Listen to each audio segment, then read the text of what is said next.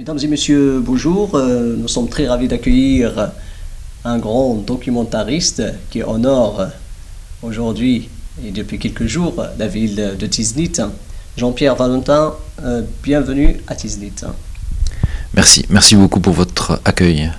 Alors hier, l'espace Astrir a connu la présentation d'un documentaire aussi important et qui, je dirais, résume une expérience aussi importante dans le Sahara et qui est sur la route des caravanes. Et si vous nous parlez un petit peu de cette aventure, de ce documentaire qui a eu un grand succès.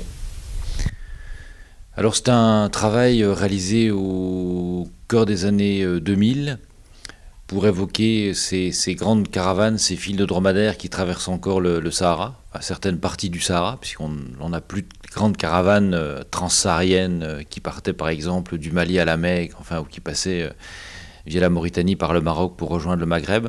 Mais on a aujourd'hui encore quelques zones caravanières, en particulier donc auprès des Touaregs, ces fameuses communautés berbères du Sud que je fréquente depuis une trentaine d'années. Eh bien, certaines zones caravanières persistent, on va dire, et la tradition perdure, et en particulier avec la Tarlamt, donc ce qu'on appelle la file de dromadaires qui traverse le Ténéré, donc le désert des déserts dans le nord-est du Niger, pas très loin des frontières de la Libye, du Tchad. Et donc l'objet du documentaire présenté à Tiznit tournait autour de cette thématique caravanière, accompagner finalement ces caravaniers Kéloé, ces Touaregs, dans leur expédition annuelle, chaque automne, autour d'octobre, novembre, décembre. Ils se lancent finalement dans ce désert, dans ce Ténéré, pour aller chercher des dattes et du sel de l'autre côté de ce vaste plateau aride, totalement nu. Et ils partent chaque année dans cette expédition avec plusieurs centaines de bêtes. Chaque caravane est constituée de dizaines, voire de centaines de dromadaires. Au total, plusieurs milliers de bêtes chaque hiver font la traversée pour commercer autour du sel et des dattes. Autour de ce documentaire, vous avez passé notamment beaucoup de temps, vous avez mentionné des dizaines d'années, et vous avez commencé très jeune, à l'âge de 20 ans, vous avez commencé déjà à explorer des lieux tant que le Québec, tant que l'Afrique noire et beaucoup d'autres lieux. En revenant sur le sujet de la caravane, est-ce que cette caravane continue toujours à exister ? Oui, tout à fait. Alors effectivement, ce sont des endroits que je fréquente depuis, comme vous l'avez rappelé, l'âge de 19-20 ans. Donc c'est vrai que c'était une passion qui était liée à des lectures adolescentes, l'envie de découvrir à mon tour finalement l'Afrique noire, le Sahara en particulier, on va dire, avec un lien très fort pour les populations, un intérêt très fort pour les communautés, les populations nomades, berbères et touaregs en particulier, on va dire. Et donc cette caravane, j'espérais l'accompagner depuis bien longtemps, mais c'est vrai que ça demande certaines conditions, d'une part de rencontrer les caravaniers, de trouver le temps de le faire. Bon, le temps c'était pas un grand problème pour moi, mais c'était plus la rencontre des caravaniers, la logistique autour, que faire avec cette aventure, un livre, un film. Et donc cette caravane, effectivement, pour revenir à votre question, continue finalement à traverser le Ténéré. Peu de caravanes persistent, comme on l'expliquait tout à l'heure, mais cette caravane du Ténéré, dans une zone qui est encore relativement calme, alors qu'on a un Sahara aujourd'hui contemporain très troublé, on a encore la possibilité d'échanger, de commercer avec ces dromadaires et d'aller au fond de ce désert, de cette partie du désert, du vaste Sahara, chercher des dattes et du sel. Et donc cette caravane filmée entre 2002 et 2006, pour ce qui concerne mon film, à 3 reprises, mais accompagné pendant l'hiver 2005-2006, cette caravane-là, lors de mon dernier passage dans la zone en 2012, continuait finalement à arpenter le désert. Et c'est aussi c'est d'ailleurs une richesse économique pour ces communautés, une autonomie, une indépendance économique, puisque le tourisme s'est arrêté pour diverses raisons, principalement autour de la sécurité dans ces régions du désert nigérien. Et les Touaregs, les éleveurs qui vivaient finalement, ils n'étaient pas très nombreux, mais du tourisme, finalement n'ont plus de ressources. Alors que ceux qui ont gardé le mode de vie traditionnel, les éleveurs, les bergers, les oasiens, donc entre autres ces caravaniers qui appartiennent appartiennent à ces communautés-là, sont des bergers oasiens en quelque sorte, mais qui, quelques mois dans l'année, se lancent dans ces expéditions hauturières pour aller chercher des dattes, du sel et échanger aussi avec des produits du sud, c'est-à-dire qu'on échange les dattes et le sel contre des arachides, du mil, du blé, enfin des produits que l'on apporte de ces petites oasis de l'Aïr ou alors de l'Afrique noire, qui est une zone plus importante pour la culture, pour l'agriculture, où l'on obtient du mil, où l'on a des arachides, enfin voilà. Et cette caravane donc continue et vraiment la sécurité économique, on va dire, d'une partie de ces populations touareg. L'on a un bénéfice qui est modeste, avec ces expéditions chamelières qui durent plusieurs mois dans l'année. Les Touaregs sont occupés, les Touaregs de cette communauté Kelaïr, Keloé, sont occupés, on va dire, 8 mois sur 12 par cette caravane. Mais le bénéfice finalement qu'ils en retirent leur permet, les autorise à vivre toute l'année, les 12 mois de l'année. Donc il me dit voilà, c'est un travail qui est impressionnant, qui est rude, mais que l'on apprécie, un effort que l'on aime, une fréquentation finalement de la nature et du désert.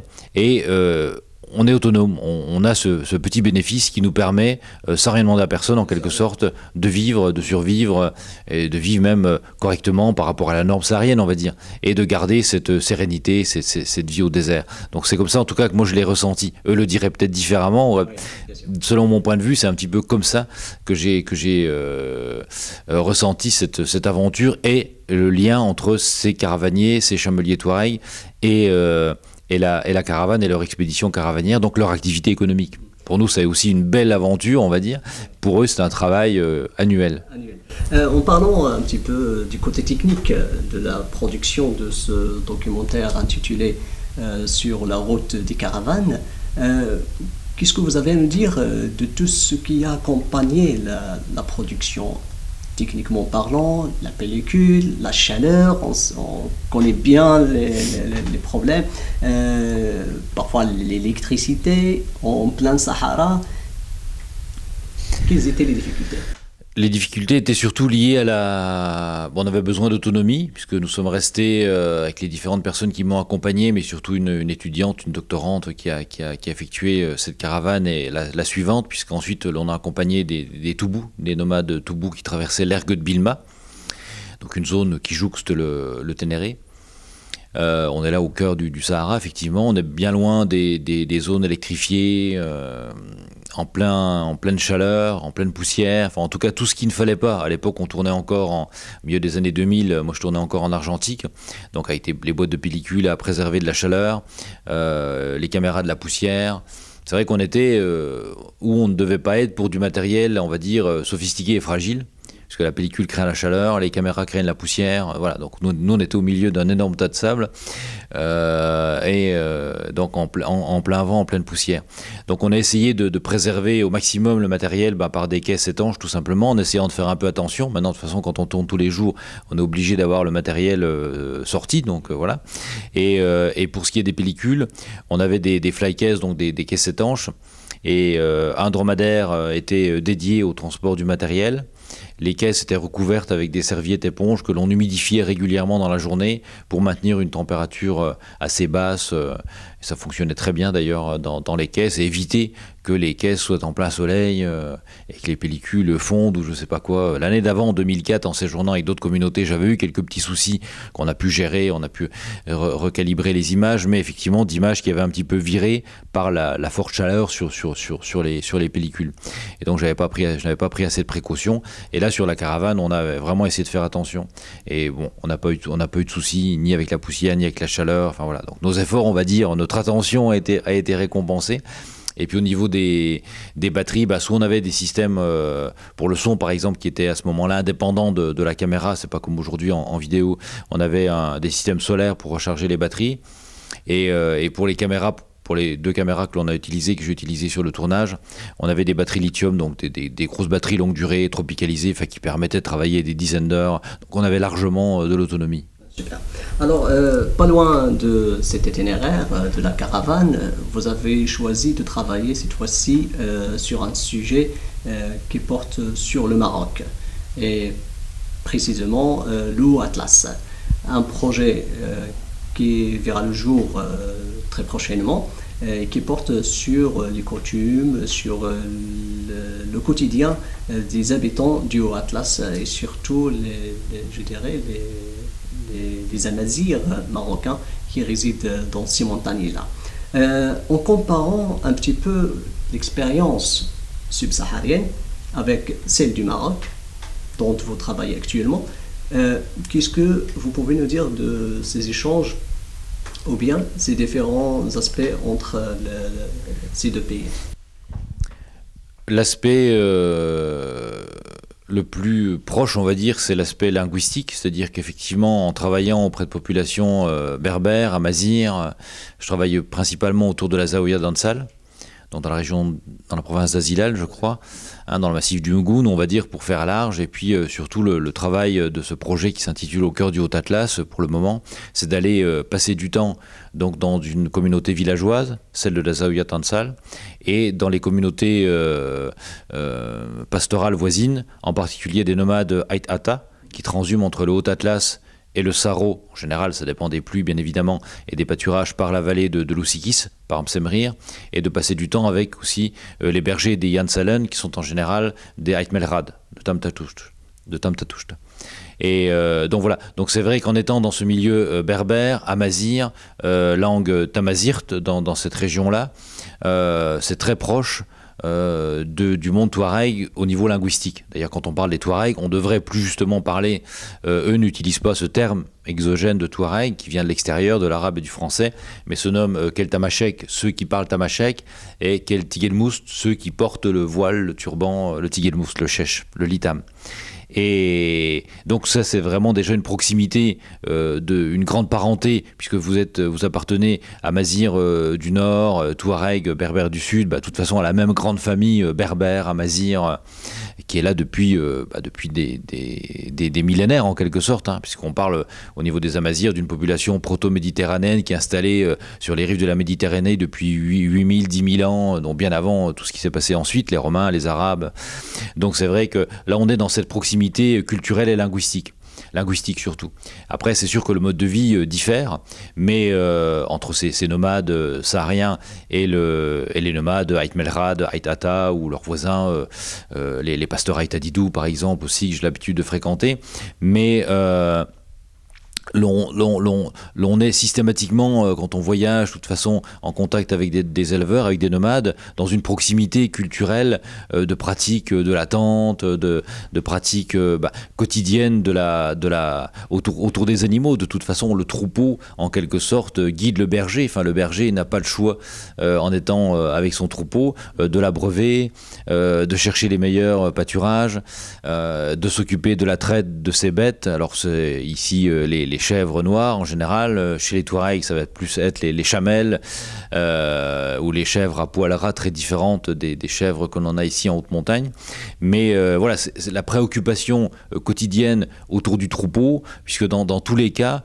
ce qui mène le berger, ce qui mène l'éleveur, c'est l'entretien de son bétail, donc autant dans son quotidien que dans son déplacement régulier. C'est-à-dire que le berger se déplace quand il n'y a plus à manger pour ses bêtes. Donc c'est vrai que ça c'est pareil, que ce soit chez les nomades du Grand Atlas ou chez les Touaregs, les Peuls, les Toubous, mes amis bergers, éleveurs subsahariens. Que l'on soit dans les steppes du Sahel ou dans la montagne marocaine, si on est berger, il faut nourrir ses bêtes. Donc on se déplace en fonction de la nourriture. Donc il y a une proximité qui est là. Et puis par-delà la gestion du troupeau, évidemment, que ce soit la zibe en pierre ou la tente, que ce soit... on a des petites différences bien sûr d'habitat, de mobilité. Je pense que les Touaregs sont encore plus les Peuls, qui eux ne sont pas berbères au sud du Sahara, sont des populations peut-être plus mobiles que les populations nomades du Haut-Atlas. Encore que, là, j'étais donc, avant de venir à Tiznit, avec des bergers qui m'ont dit, quand tu reviendras après ton parcours à Marrakech, à Tiznit, et quand tu vas revenir dans la montagne, pour la fin du jeûne, eh bien, nous serons déplacés parce que l'on va se retrouver entre nous sur un plateau, donc sur un almou, sur un pâturage, et ensuite, quand tu repartiras chez toi en août, où nous aussi, on va bouger encore parce qu'on va changer de place place. Donc c'est vrai que le souci du déplacement, du changement, de l'intégration de la tente dans le paysage existe aussi finalement dans la montagne. Mais les déplacements me semblent moins fréquents que dans les zones sahariennes, mais tout simplement parce qu'il y a plus de pâturage. Même si on a des problèmes au Maroc depuis des décennies de sécheresse, de manque d'eau, de déficit en package, bon ça c'est vrai, mais alors bien évidemment une fois qu'on est au Maroc on se rend compte que oui on a un problème de sécheresse, déficit de pâturage, mais si on compare, pour moi qui passe encore plus de temps au sud du Sahara, c'est vrai qu'on se dit mais effectivement bien sûr les nomades du Haut-Atlas se plaignent, mais que devraient-ils dire s'ils étaient auprès des Touaregs, auprès des Peuls, où là c'est vraiment un paillasson. C'est-à-dire que là vraiment, combien de fois moi quand je présente mes films auprès de ces concernant ces communautés, les spectateurs me disent mais vous nous parlez de bergers mais on n'a pas vu d'herbe, donc les bêtes qu'est-ce qu'elles mangent? Et je leur dis mais si l'herbe qu'on a vue éparse, c'est ça que les animaux broutent. Donc c'est vrai que quand on est en montagne ici au Maroc, la vie paraît plus facile, on va dire, plus riche quelque part, plus aisée, tant du point de vue du pâturage pour les bêtes que de la nourriture, puisque chez les nomades, sous la tente, l'on mange bien, alors que c'est vrai qu'au Sahara, c'est pas qu'on mange mal, mais c'est très spartiate, on va dire, avec une nourriture qui est très peu variée. Alors qu'ici, les nomades, finalement, ont des légumes, préparent un tagine, préparent un couscous. Quand vous êtes chez les Touaregs, les Toubous ou les Peuls, c'est vraiment très très basique. Donc il n'y a pas de légumes, il n'y a pas de fruits, on est beaucoup plus éloigné des souks, des marchés. Il y a une amplitude en fait un isolement et une amplitude de migration qui est beaucoup plus grande, on va dire qu'au Maroc. Mais le Maroc est plus peuplé, évidemment, donc il y a plus de vallées, les vallées sont plus riches que les vallées du désert, c'est sûr. Hein. Donc on a des points de vue un petit peu différents, mais donc évidemment c'est difficile de comparer, mais par-delà le fait linguistique, tout le monde appartient à cette grande famille amazigh, mais donc ça c'est un fait qui est très clair, et on retrouve certaines pratiques. Mais bien évidemment, l'environnement diffère et il est certainement, même s'il est rude au Maroc, il est beaucoup plus difficile encore au sud du Sahara.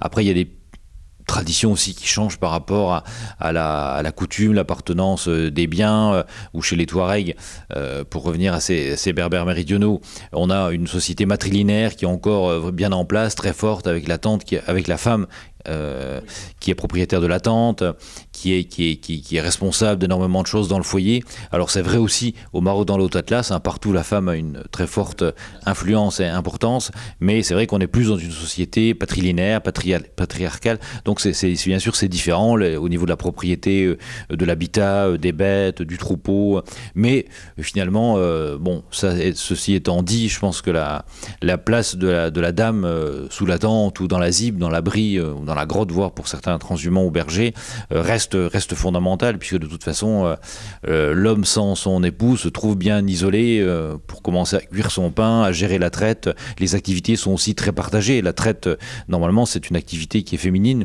Et donc c'est vrai que le jour où l'homme n'a plus sa dame, ça pose un vrai problème. Donc on est peut-être plus dans une société matrilinéaire, mais la position de la femme reste, j'espère pour longtemps encore, très forte en fait auprès de ces communautés montagnardes.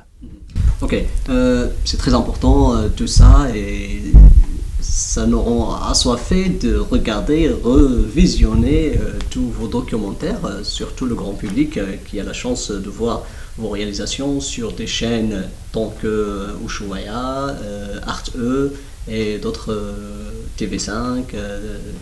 Donc ce sont de grandes chaînes et de grands producteurs.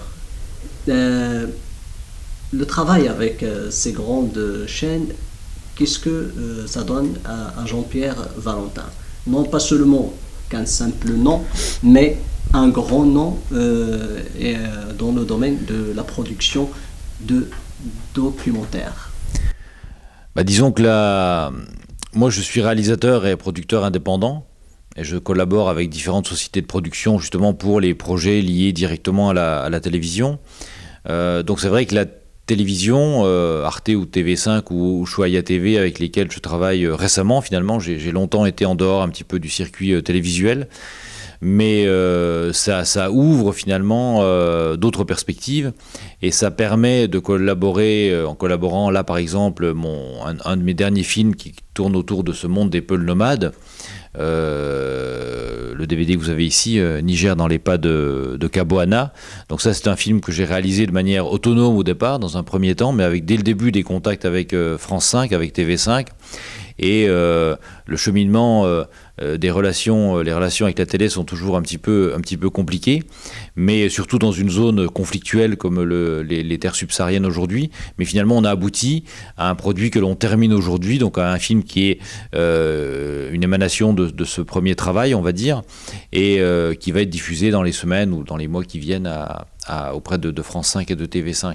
Donc ça, c'est sûr que ça permet de divulguer son travail par-delà les frontières, puisqu'aujourd'hui, avec l'Internet, ainsi de suite, la télé dépasse le cadre national.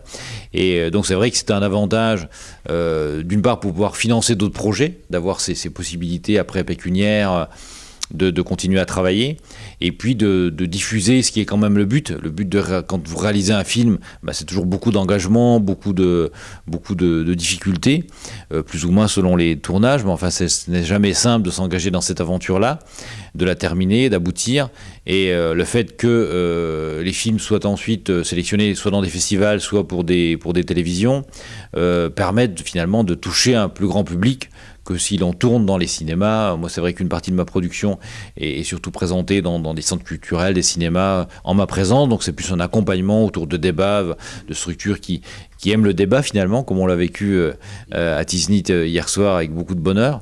Et ça, je trouve ça toujours très important de présenter un film, certes, mais c'est vrai que si le réalisateur est là, si l'auteur est là, qui était sur le terrain, ça permet d'avoir un échange qui est beaucoup plus riche et de dépasser finalement le film. Alors ça n'existe pas à la télé. À la télé, le film devient un produit de 52 minutes, voilà, qui passe, ou de 26 minutes, enfin qui passe dans un créneau, et puis voilà, Mais avec des télés régionales en France aussi, j'ai un petit peu ce travail d'accompagnement où l'on a parfois possibilité de participer à des émissions culturelles, des interviews ou autres, finalement qui accompagnent ensuite le passage du film le soir suivant ou sur la chaîne. Donc ça, quand c'est possible, j'aime bien le faire. Mais c'est vrai que le travail avec les télés, qui n'est pas simple quand on est indépendant, permet finalement à son film, à votre travail, d'être vu par plus de monde. C'est quand même le but, de toute façon. C'est pour ça que moi, ça me faisait très plaisir à l'occasion de ce passage à Tiznit, dès qu'on me l'a proposé, eh bien de participer à cette soirée, voilà, dans cette belle structure de Tiznit. Merci. Et comme dernière question, la région Souss-Messadra'a, tout au long aussi du Sahara marocain, il y a pas mal de sujets qu'on vous propose. Et d'ailleurs, comme vous travaillez avec, on souhaite bien ce que vous travaillez avec Salim Al-Naji, dans du futur sujet, il y a pas mal de sujets qui peuvent être de grandes productions, je dirais, qui sortent du Maroc. Non pas seulement le Atlas, mais il y a aussi, par exemple, le sud marocain, il y a la région Souss-Massa, comme j'ai mentionné tout à l'heure. Avez-vous pensé à des projets similaires? Pas vraiment à ce jour, même si, bon, finalement, je suis à Tiznit, donc du coup...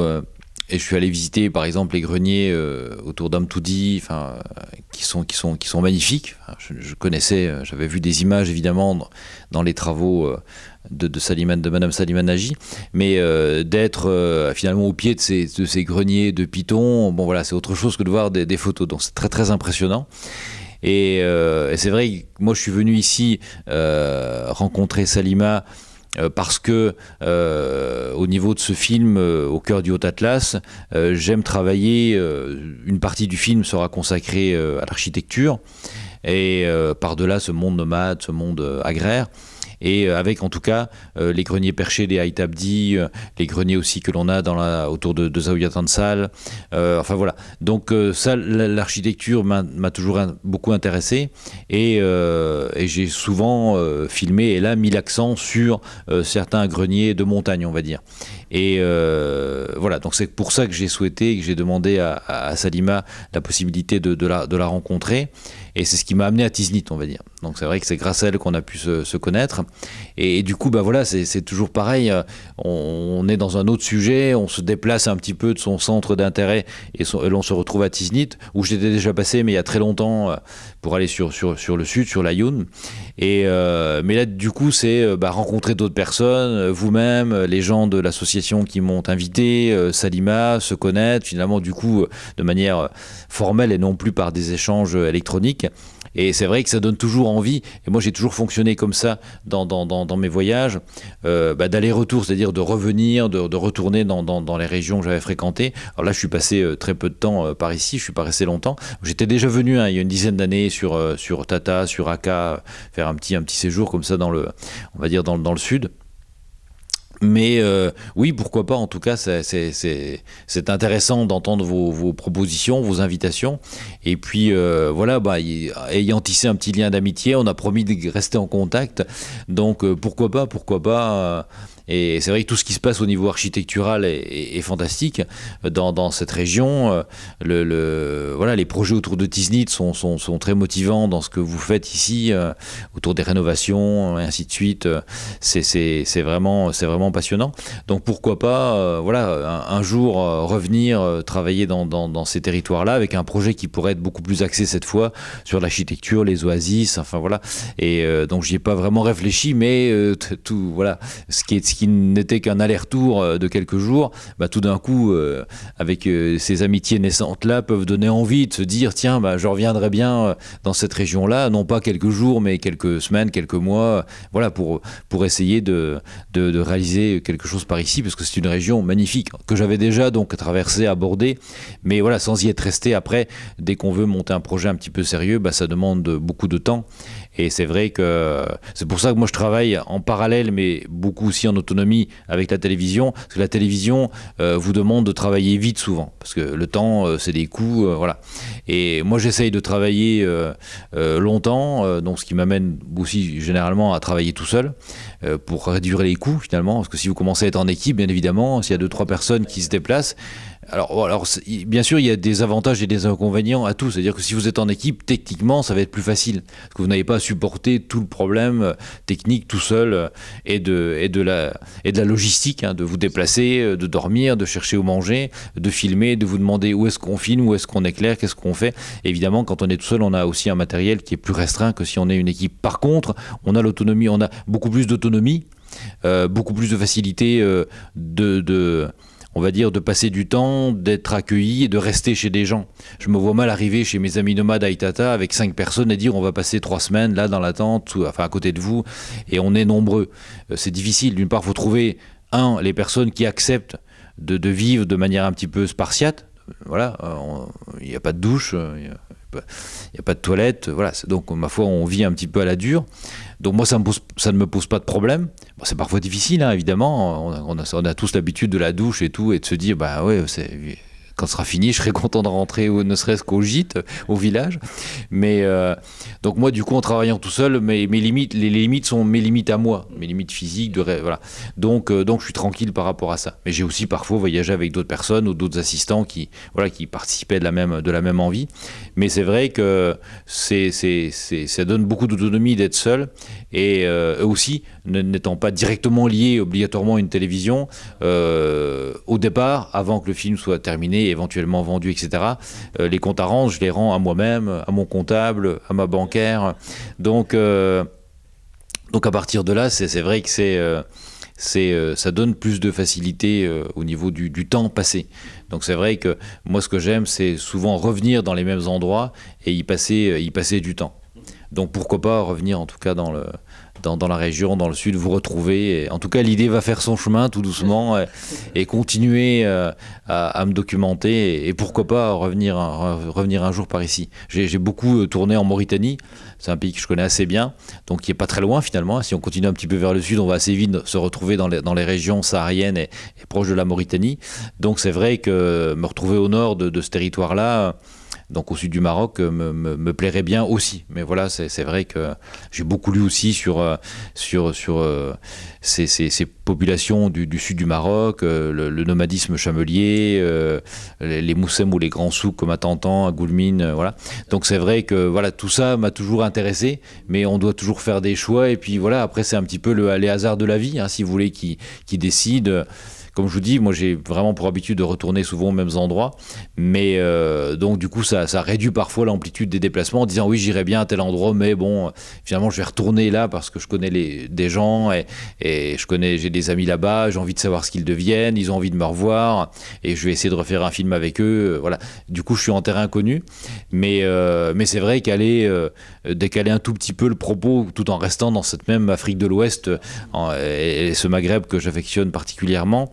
L'idée de revenir sur Tiznit ou en tout cas sur la grande région sud est intéressante en tout cas, et voilà, c'est une proposition qui fera peut-être son chemin et pourquoi pas se retrouver dans quelques années. Sans doute, et on ne doute pas sur ce sujet-là. Monsieur Jean-Pierre Valentin, il ne reste qu'à vous remercier au nom des habitants de la ville de Tiznit, au nom de la commune urbaine de Tiznit, au nom des associations de Tiznit, d'avoir accepté l'invitation d'être parmi nous, surtout à la programmation ramadanesque.